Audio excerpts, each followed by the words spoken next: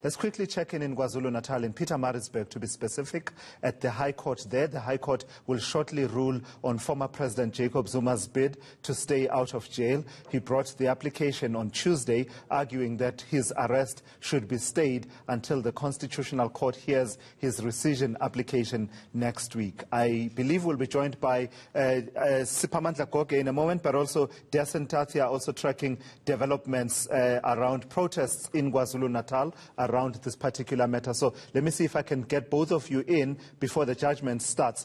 Siphamandla, the judgment that we are expecting today, some are saying it's a bit moot in that he's already in prison, is former President Jacob Zuma, but it still needs to be delivered nonetheless. The questions of law that have been put before Justice Mnguni need to be answered.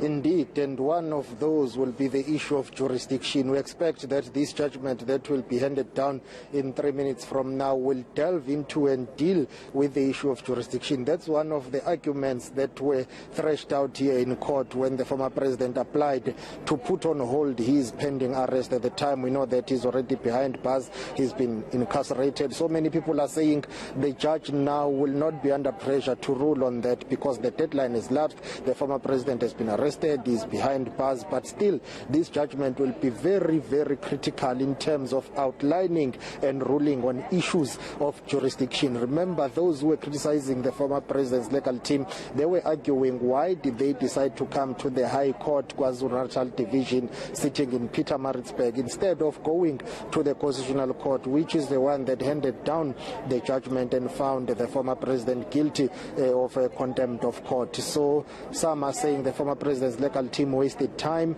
hence their last-minute effort to stay his arrest did not materialize. But nonetheless, the fact that the former president has been incarcerated doesn't take away from the fact that he brought this application here. The judge will have to rule on it, even though it will not make any sense because he's already behind bars. But still, it's a very crucial judgment that we are anticipating. Judge Mnguni is set to deliver it at 11:30. Yeah, Siphamandla, stand by. Let me try and see if we can bring in Desen Tathia, who's been tracking protests around parts of KwaZulu-Natal. Desen, the protests, we understand, are under the hashtag Free Jacob Zuma. Where are you and what have you observed in as far as those protests are concerned?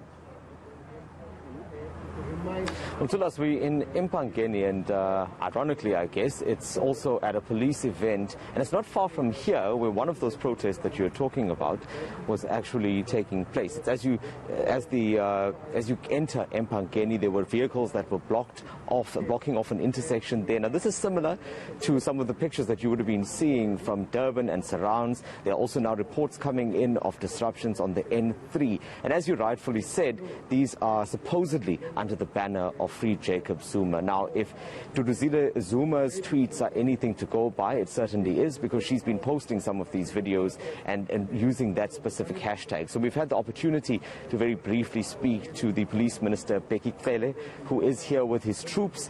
Those troops, you'll recall, are the ones that have been deployed to KwaZulu-Natal to deal with the run-up to Jacob Zuma's arrest. They had bolstered the police service around here, particularly around the Nkandla area and anywhere else that was seen to be a hotspot for any potential protests. And one of the things that we had been asking was, why has it taken so long, or why in some cases does it seem like police were not acting? And what he had said was that, they had to be quite strategic about this. I'm actually hoping that we can get a word with him. Tulas, if you'll just bear with me. I see the minister is just wrapping up his engagement on the left, and he's making his way here.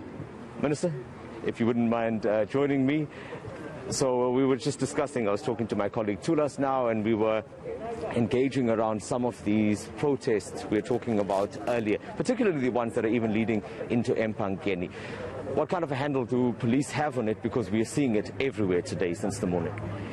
Well, I'm not sure about everywhere. There are a few of them in Durban. I think the major one has been this one at Mpangeni.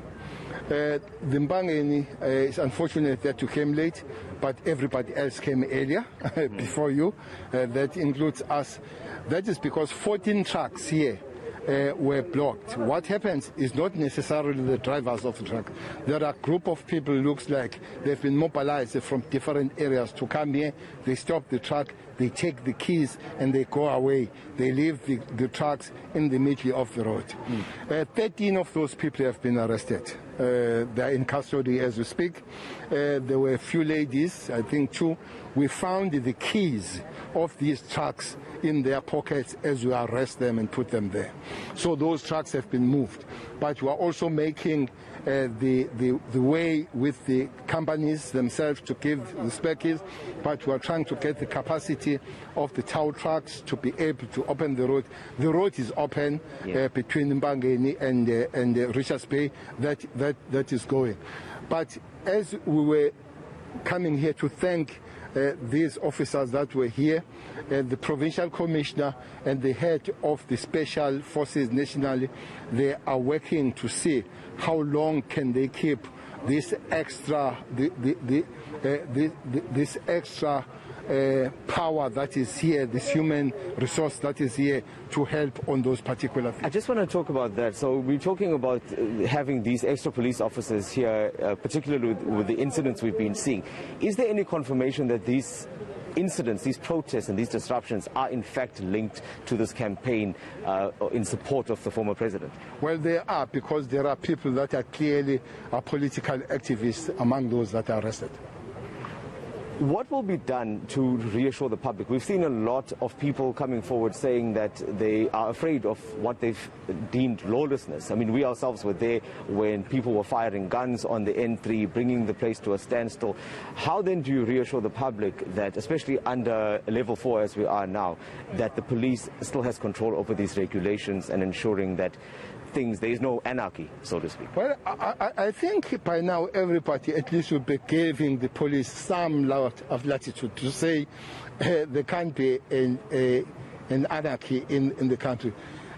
Look, everybody was waiting for a really bad, bloody time come 12 o'clock on that other day. And South African police, I want to repeat this, that thing did not happen because the Holy Ghost came from heaven to work on it. Police worked on the thing from 2 o'clock p.m. The police took over and controlled the situation with the general sitting inside doing whatever was doing in link with the national commissioner and the provincial commissioner. It was workful. I think at least people could say that there are things that the police members of South Africa can do. Even here, as I'm saying, we have moved those people. Some of these areas, yes, we react. It's important that we react in the shortest possible time. Some of them will be there before time.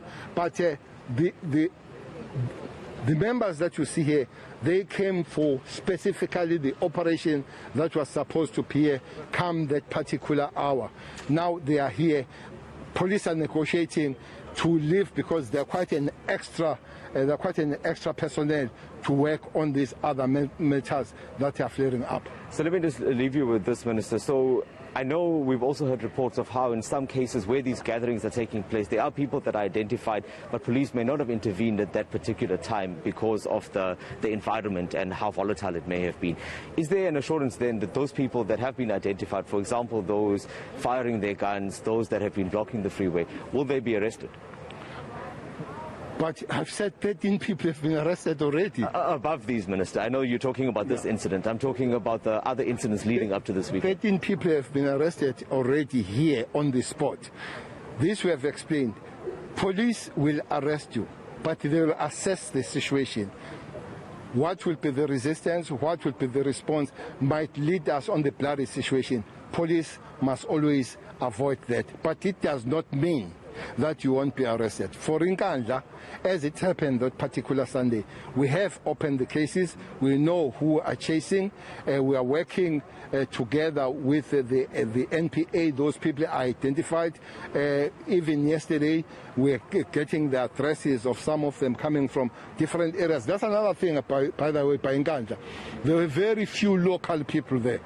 Those people coming from different areas. But people are very generous, giving us information on those matters. Sitting with the provincial commissioner, we've been getting that information. We'll follow those people and we'll have to arrest those people. But if there is no immediate risk, people will be arrested as they were arrested here, they were arrested at KwaDukuza, they were arrested in Iskot Mjeze. So police will forever balance to say, is it now and here or in the shortest future, but to make sure that whenever we do it, to avoid any confrontation. I can't lose this opportunity to ask you this. What is your view of the disbanded MKMVA and the approach that they've been taking in their support for the former president, basically policing that area that they would, if you don't mind me using that term? Well, the ANC will have to put their work down. As a member of the NEC, I know they've been disbanded, not once, time and again, them and the council has accepted that. They're supposed to put the committee together. That, remember, we are going, I think, for the 60th birthday of the Umkhonto weSizwe. It's a shame and disgrace that there are people that in the name of this glorious organization, some of us, that includes me, I'm the member of it. I did not join Umkhonto to be this kind of ill-disciplined person to do things when we have always known that Umkhonto weSizwe, even when it was existing, let alone that it has been disbanded, we fall under the direction of the politics of the African National Congress. We cannot go against that. I'm very sure people that are doing that, they know that they're doing something that they're not doing. ANC needs just to put its foot down and make sure that those things come to an end. Thank you very much for your time, Minister. I appreciate it. Chulas, that parting shot there from the Minister just expressing his views on the MKMVA. As you would have seen outside in Nkandla, they were making sure that they controlled access around the former president's home as well. All right, thank you for that, Jason Tathia. You have been called out by Minister Bheki Cele saying that you were late and everyone was there on time, forgetting, of course, that you were stuck behind some of that disruption that is due to those protests approaching Mpangeni there. But thank you for that. That's ENCA's Jason Tathia out in Mpangeni.